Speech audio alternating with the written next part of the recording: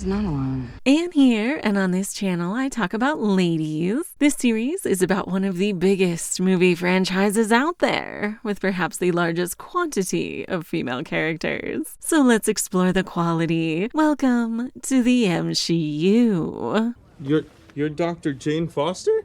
I am. Well, Jane is very passionate and very focused on her research. Stormbreaker just needs a conduit. Anything that can handle space travel. I love when she talks shop. Jack, I made most of this equipment myself. And I'm sure you can do it again. Jane Foster's smart. She doesn't lead with how beautiful she is. Just her brain comes first. But Jane's better. Well, I know very well who you are. Jane Foster. You told your dad about me?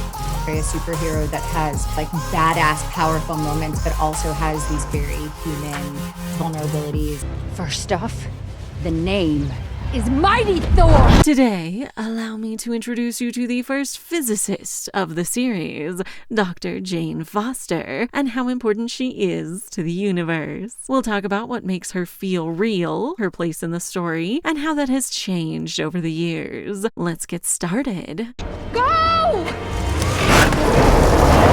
They say I'm a control freak, driven by greed to succeed. Much of the MCU's success, compared to other comic book movies, is due to the fact that the world feels real. The focus is on the humanity of our hero, not their stats. And that works out well for all of our characters, who are thus treated as authentic members of this universe instead of just objects in the story. It's malfunctioning. that's what I said. That's what I did. You do something a little more scientific. For the ladies, that often means seeing traits that women rarely have in these kinds of movies. For Jane, we have multiple scenes where she is curious and inquisitive and never lets anyone stop her from learning something new. Well, our dad can't tell us what it was like to be inside that event, and he can, so we're gonna find him.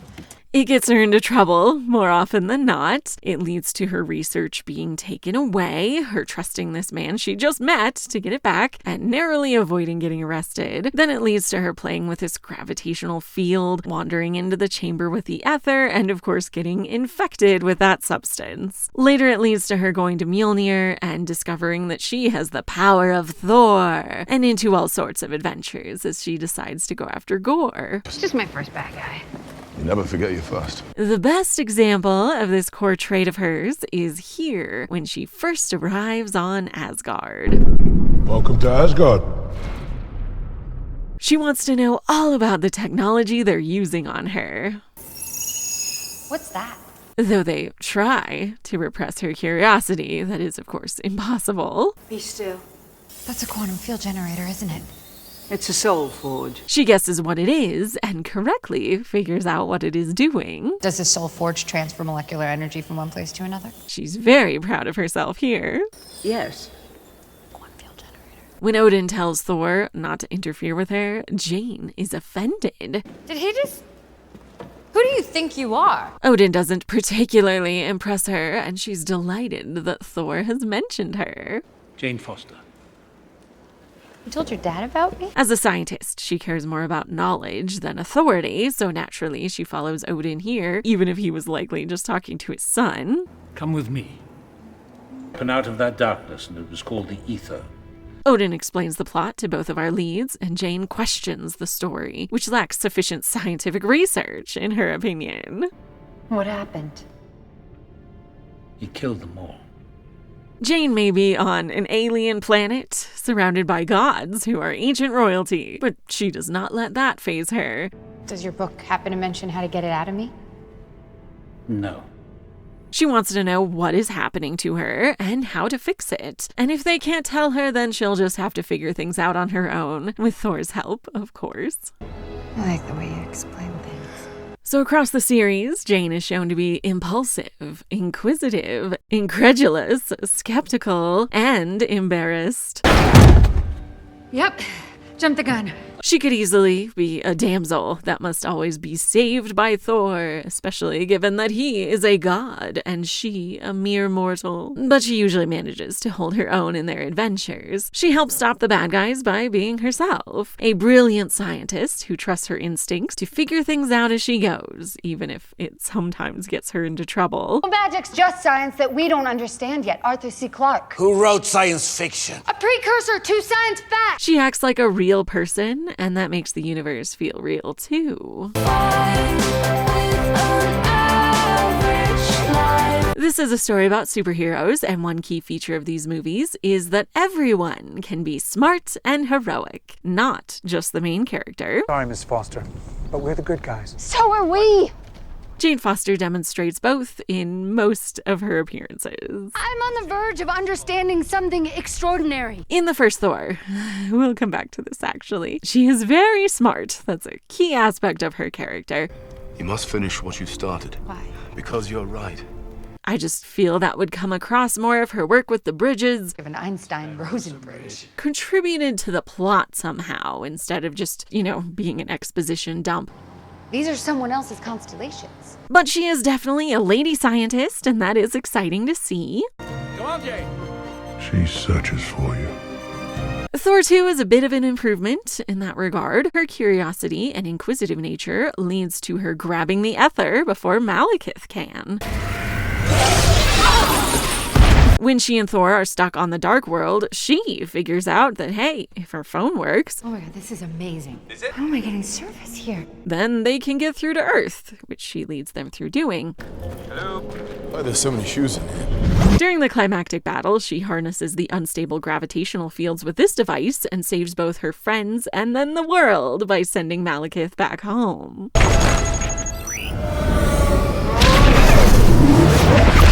And finally, Thor 4 actually knows what to do with her, and she lives up to her potential.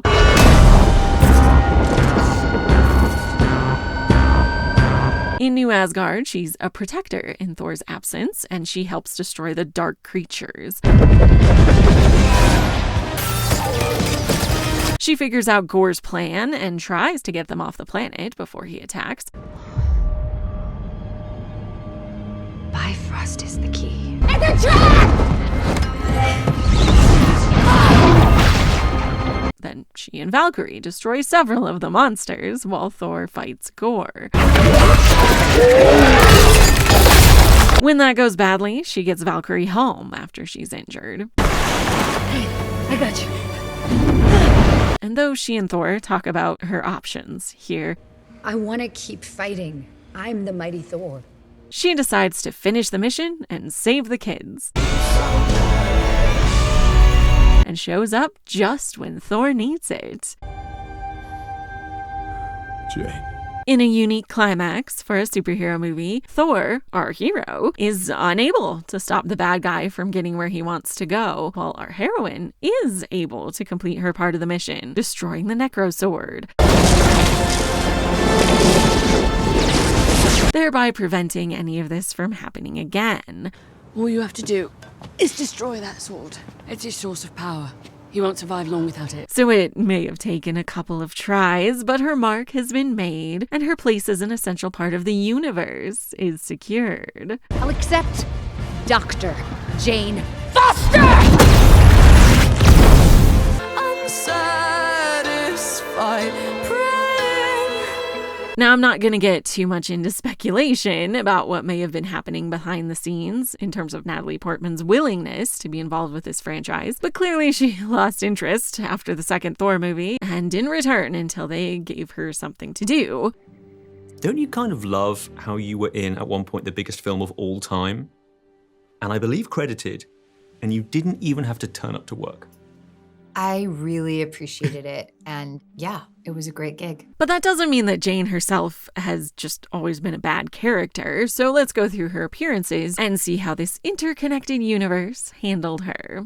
Her work in the Convergence has made her the world's foremost astronomer. The first Thor movie is, not very good. I know it has its fans, but I feel that it is one of the worst in this series in terms of execution. The ideas may be interesting, but they need a rewrite to live up to their potential. Plus, I find it literally difficult to watch because of all the Dutch angles. Especially because we switch from a strong angle one way to rotate the other way so abruptly, I literally couldn't parse what was happening here.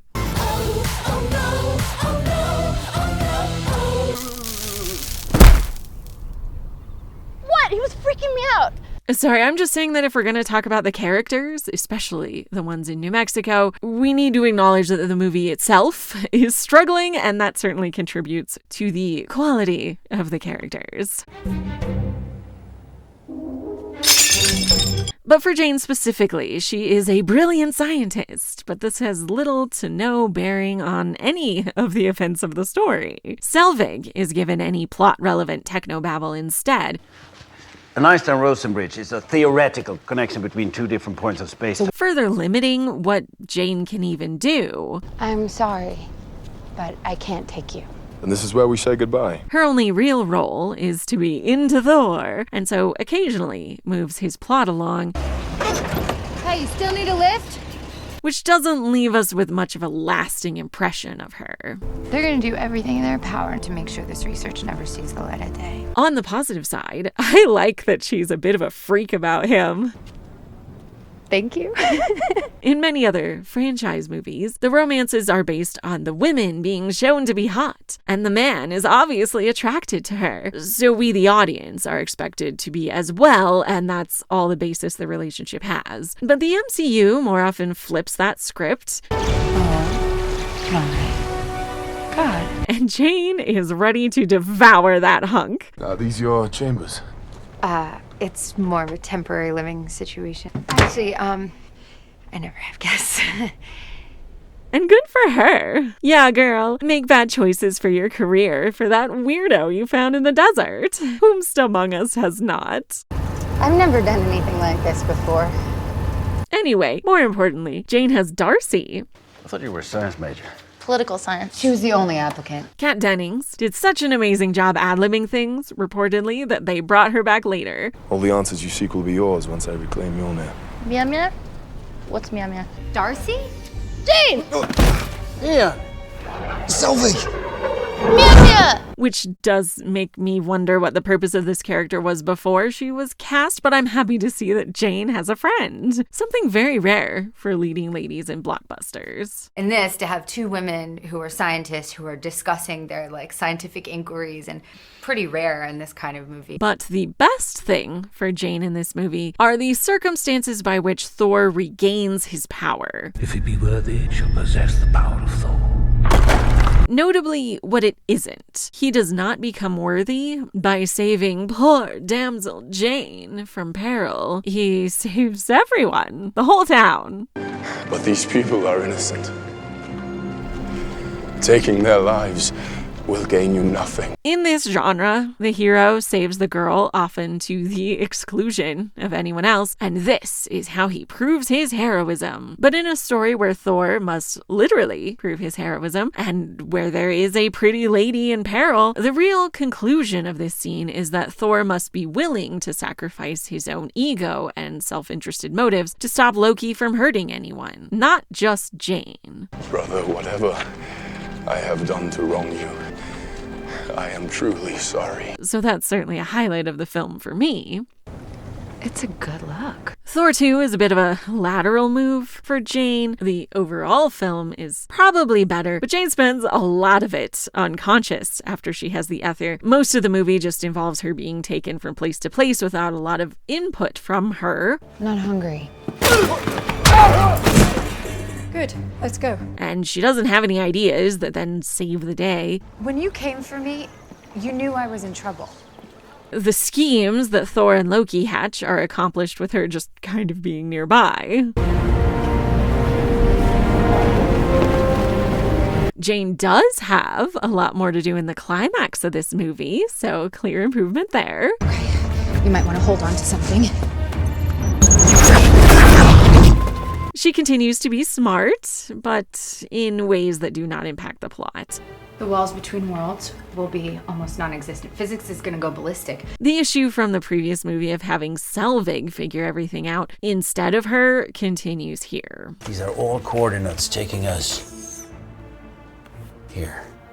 Now, Jane and Darcy are both scientists, but they have different specialties, so there's no way you could switch them. Well, if there is an Einstein-Rosen bridge, then there's something on the other side, and advanced beings could have crossed it. Primitive culture like the Vikings might have worshipped them as deities. Yes, exactly. But Jane and Selvig do not ever have the opportunity to show what they individually bring to the table, which means their only real difference is that she is a girl who can kiss Thor. Oh, put him on the bed.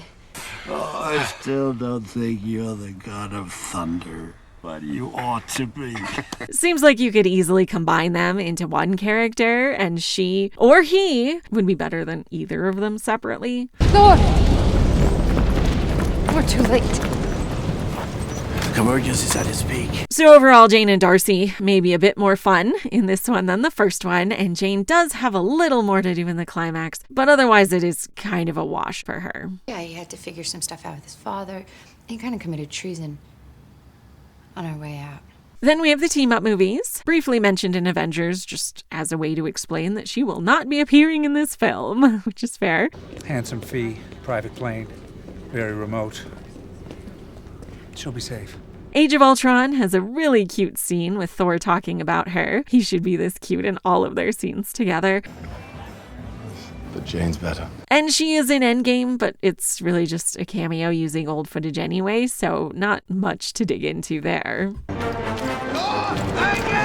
Happily, that means we get to talk about Thor 4, which I love. I know some people think it's too silly, and humor is subjective. I was a huge fan of Flight of the Conchords, so I enjoy this kind of sincere absurdity. There ain't no party like Bananas Tea Party. Hi, ho. Which, it is totally fine if you prefer the tone of the first Thor to the levity of the third and fourth ones. But a lot of people really praised Ragnarok for changing the tone while saying they dislike this one. Hey!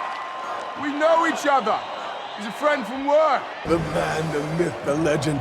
Oh, I don't know if you know this, but I base a lot of what I do on this guy. And I just find it suspicious how many people are willing to enjoy humor when our hero has to suffer to prove his masculine purpose. Tell me, brother, what were you the god of again? But they reject humor in a story where our hero is proving that he is a good partner to Jane. You made me worthy. So whatever you want to do, we can do together. And he's a good parent to both these kids and to Love at the end. We'll come back to him as a partner in a second, but speaking of children, I do find it rather telling how child murder and kidnapping are perfectly acceptable motivations for heroes and villains in all kinds of stories. But as soon as those kids are given agency in their predicament, And shall possess, for a limited time only, the power. and where the power of love is more significant than the desire for revenge, I choose love. You can too. You can bring her back. suddenly it's too silly.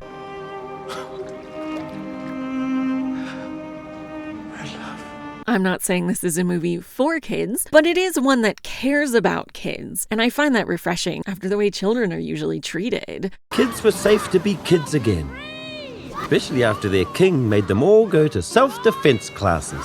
It's just pretty transparent the way most people reacted to this, how they actually feel about the idea of children as people. I no longer go by the name Astrid. I'm now known as Axel.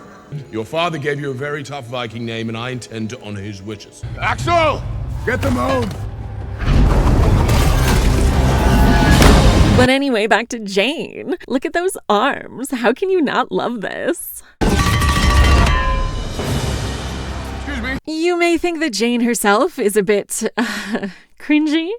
Well, then, if it's color we need, let's bring the rainbow. But listen, I too have a doctorate in a STEM field, and if I or any of the ladies I know suddenly got superpowers, this is 100% accurate to how we would react. So I was thinking, when we get to the bad guy, what about if I had like a cool catchphrase like, "Eat this hammer"? More importantly, she acts here just like she did in the previous 2 films. Inquisitive, impulsive, etc. So this has character continuity. You saw what I saw last night. This is no coincidence. We have to find out what's in that crater. But I'm not talking about the crater, I'm talking about him. But he's promising us answers. Just in case you don't hear from me in the next hour, just come by the crater site and try and find me, okay? I did exactly what you told me not to. I'm sorry.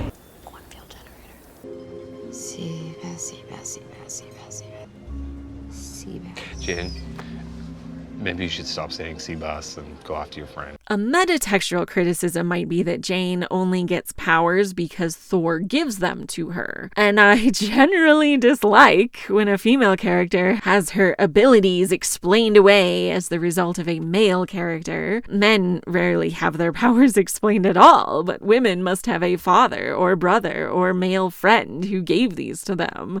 You don't just have power. You have his power. But this one works for me because of the circumstances. She's incredible, isn't she, Mjolnir? I need you to promise me you'll always protect her. Thor doesn't think Jane needs help as a poor, weak woman. He just loves her. And love that deep has a way of becoming magical. Mjolnir chose you. And it chose you because you're worthy. Her powers aren't a manifestation of her needing him to be a hero. He thinks she is one already, so we should too. When I first met you, I was unworthy. I was unable to pick up that hammer. But you taught me there is no greater purpose than to help those in need. Leading us to the improvements this movie makes on Thor and Jane's story. First, she's always been tagging along with Thor's adventures, but this time it actually makes sense for her to be there. She's literally on his level. She's only been a Thor for a minute. I mean, saving lives she's quite good at, but the rest of it, she needs work. Maybe with less experience, but she's just as capable in a fight as he is. So he doesn't need to look out for her like he did before, which enables her to be more involved in the plot. All right, you ready? I am. No! You okay? Yeah. I want to kill this guy. So do I. She has a couple of friends in this one. Great scene with Darcy at the start. I'll fight it my way, okay? Oh, FYI, my way does not have to equal alone in a lab. And Valkyrie is a great new friend for her to have made as she gets into this new world, so they're really fun together. I miss fighting. I miss my sisters, which is why you need to come. Perhaps due to their real-life friendship. Amazing and lucky to experience with Tessa, who I've been friends with for years now, since we worked on Annihilation together. And of course, Jane has some actual agency and makes her own decisions at multiple points. She tries everything to cure her cancer, and then she goes to get Mjolnir.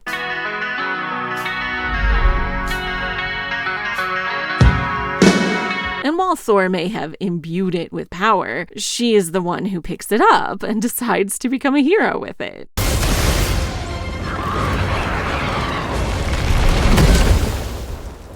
She decides to go on the rescue mission and fight Gore herself. It's just my first bad guy. She figures out Gore's plan with Stormbreaker and ensures it is thwarted, for now. You want to tell me why you just threw Stormbreaker out the window? He needs it to open the gates of eternity. When she finds out this will be her only mission, she decides to see it through. Look at me.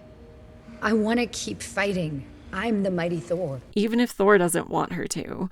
But I'd regret it every single day if I didn't ask you to stay here so we could try and figure this out together. Which results in her destroying the Necrosword herself.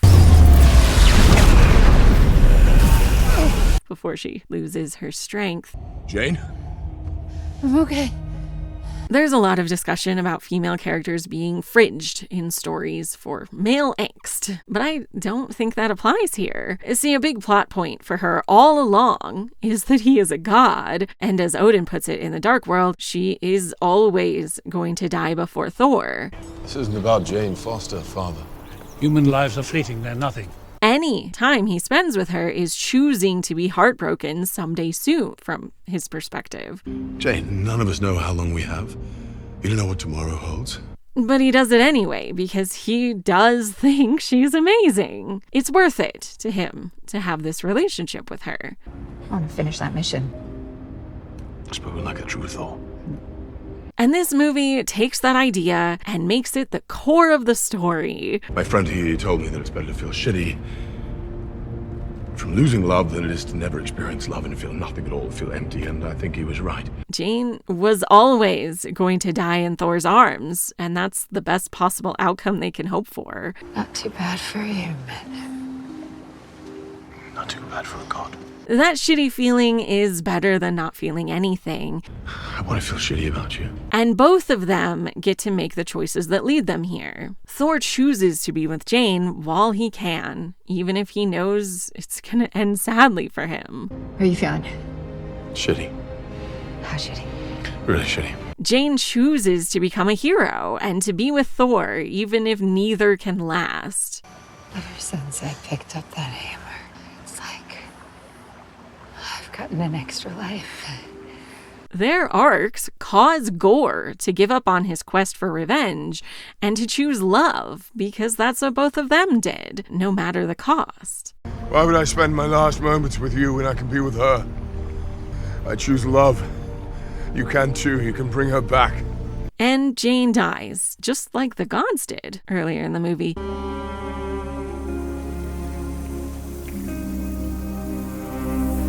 Because this is her story too, and she chose to sacrifice herself in order to save everyone, because she's a Thor.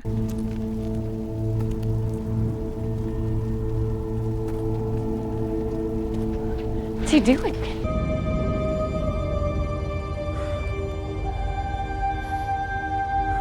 Jane. She's a true hero, fighting a terrible battle. You're a Viking now. Means you pretty much have to die in battle. And it needs to be devastatingly painful. And that's why she ends up in Valhalla. Welcome to Valhalla. Are you satisfied? Are you satisfied? Are you satisfied? In any case, Jane Foster is a brave, heroic woman who does not let anything stop her from testing her theories. She is inquisitive and thrilled to learn about the universe alongside Thor, and her passions are just as validated by the story as his are, if not more so. The team-up movies mostly skip over her, but she still plays an essential part of this universe through these three movies, proving her heroism as part of the MCU. The Mighty Thor, aka Dr. Jane Foster.